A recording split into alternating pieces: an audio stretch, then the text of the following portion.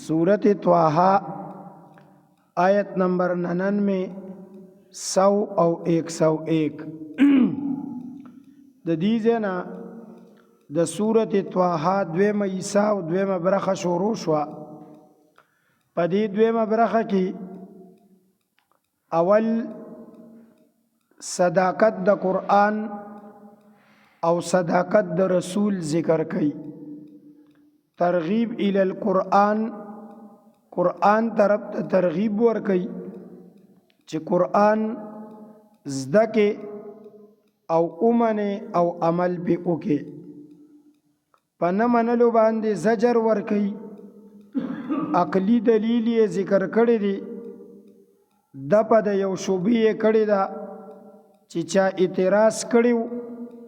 قیامت چې راځي او د ارس تس نس کیږي نو د غرونو سره بس کیږي. دا غي جواب یې کړی دی. نبی د شفاعت قهریه کړی دا او بیا دا غینه پس ترغیب الی القرآن دی. دوباره بیا د آدم علیہ السلام او د ابلیس واقعیا دلته ذکر کړي. دا واقعیا دلته کې چراغ لاله نو دا پشپغم کرت راغله وکرت واقعیا ذکر دا الته بیا ذکر کو. بیا د جنت او د اغه د زندګي حالات ذکر کړی دي. نو بیا ترغیب الی القرآن د پاره زجر په نه منلو ورکړی او ډیر سخت الفاظ یې استعمال کړی دي. سبق کې را روان دي ان شاء الله. بیا دا غینه پس یې عقلی دلایل ذکر کړی دي او آخر یې په زجر او تخویب باندې او ټوټل تخویبات پدې کې پدې عیسی کې 14 دي. په 14 طریقو باندې تخویب کړی دی. تخویب څه ته وایي؟ څوک یراول د مخکې راتلونکي حالاتونه ایته تخویب وایي. نو دې په 14 طریقو کړي. دا د دې برخې او د دې عیسی خلاصه وا. نن سبق کې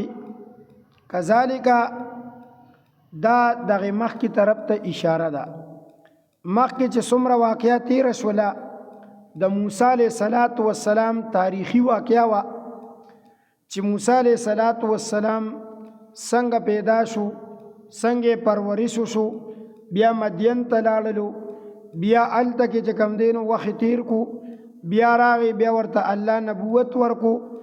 دا یو تاریخي پس منظر، یو تاریخي واقعیا وا. الله وی داسې ډیر واقعیات مونږ تاسو ته بیان کړی دي. نبی علیہ السلام ته وی ما تا ته درکړی دي، ستانه په زرګونو کال وړاندې تیر شوی دي او نن یې ته داسې بیانې لکه چې ته په هغه ځای کې وي. داسې بیانې او بالکل حق او سچ او رښتیا بیانې او پوره بیانې. دا ستا پر رسالت باندې دلیل دی. دا دلیل دی د دې خبرې چې ته رسول یې.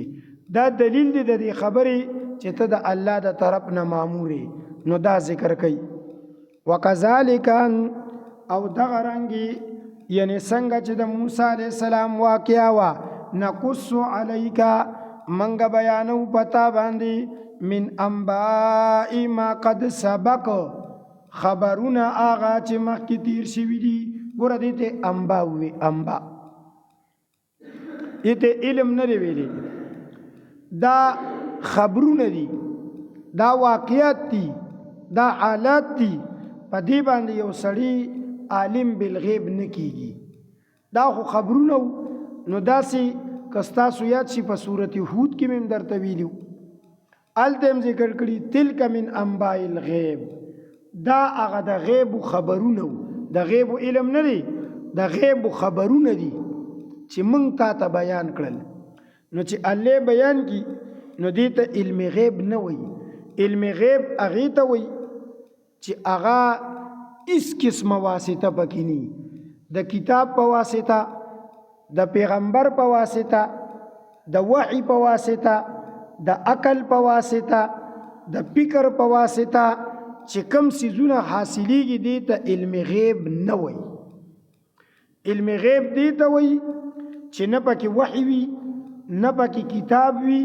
نه پکې عقل وي نه پکې سوچ وي نه پکې فکر وي بس اچانک او سمدستی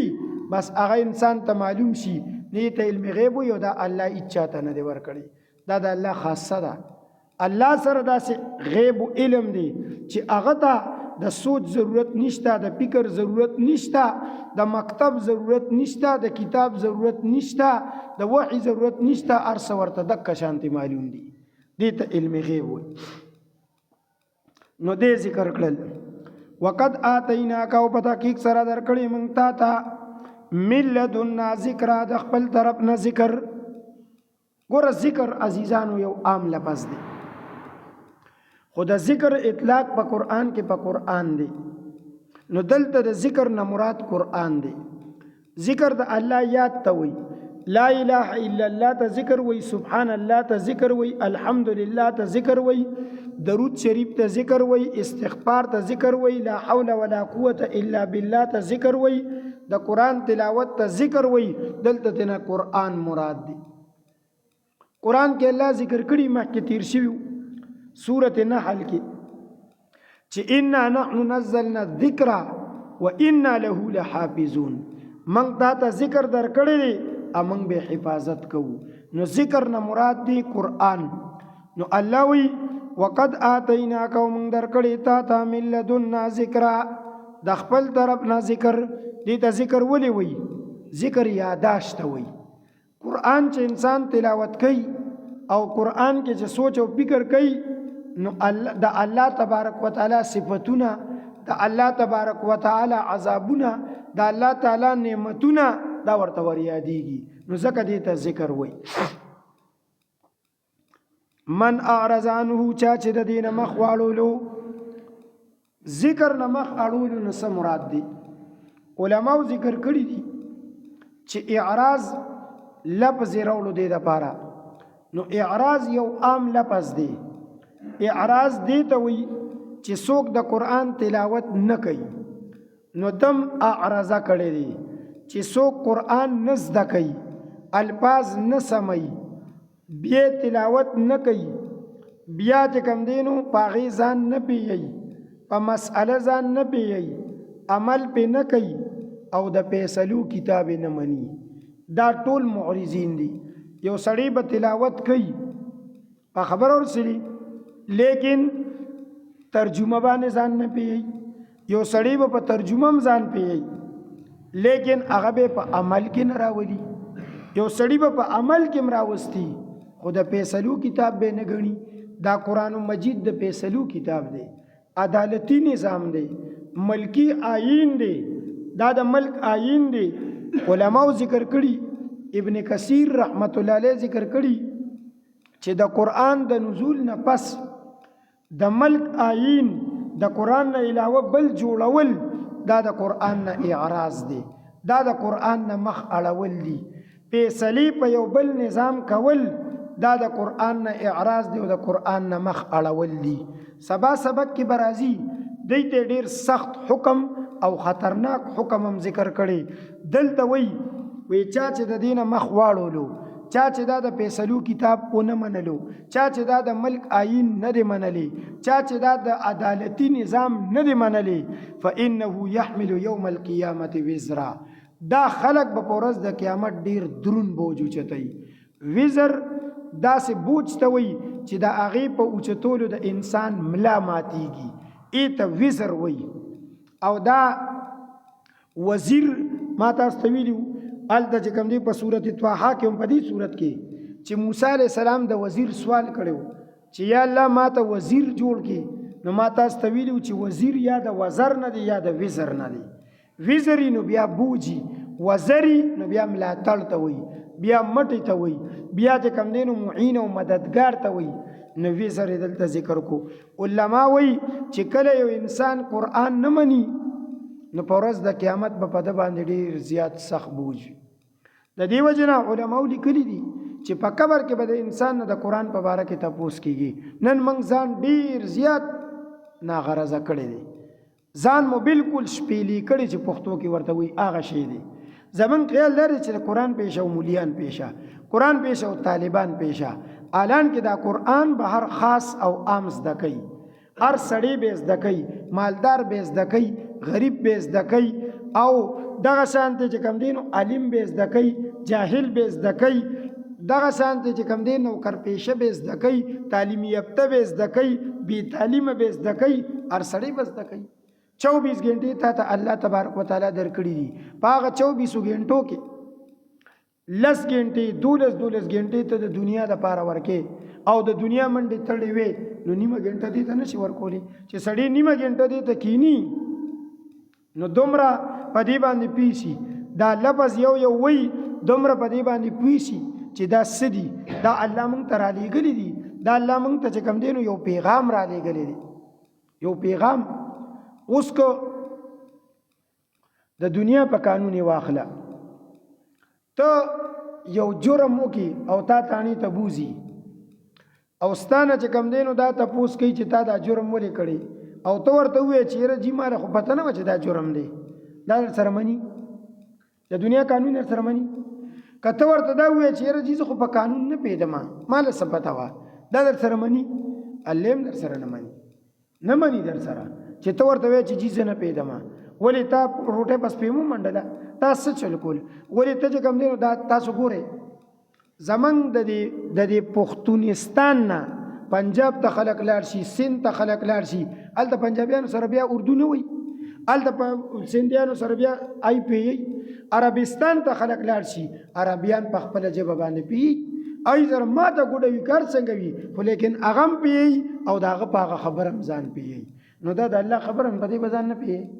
په دې به ځان نه پوهېږي. دا خو عذر نه دی که نه چې ته عذر وکړې چې یاره جي بس موږ له نه راځي، یاره جی بس منګه پې نه پیږو، دا عذر نه دی. نو دې کې دا ذکر کړل وی ډېر دروند بوج به اوچتی، دومره بوج به اوچتی چې ملا به درله ماته کي، او داسې به هم ني چې بس بوج دې اوچت کو زمړه بس تا چې کوم دی نو پهلواني دې وکړو بوج دې اوچت کو اوس یې کېده زه بس به دمه شه. نه،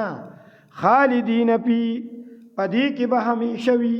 ټول عمر به پې دا بوج وي، هغه نه ختمېدونکې زندګي ده. د دنیا زندګي ډېره زر ختمېږي، نه ختمېدونکې زندګي ده، او بوج به دې په بوج باندې وي. وساء لهم او بد د دې لپاره یوم القیامه په ورځ د قیامت حملا بوج چتول،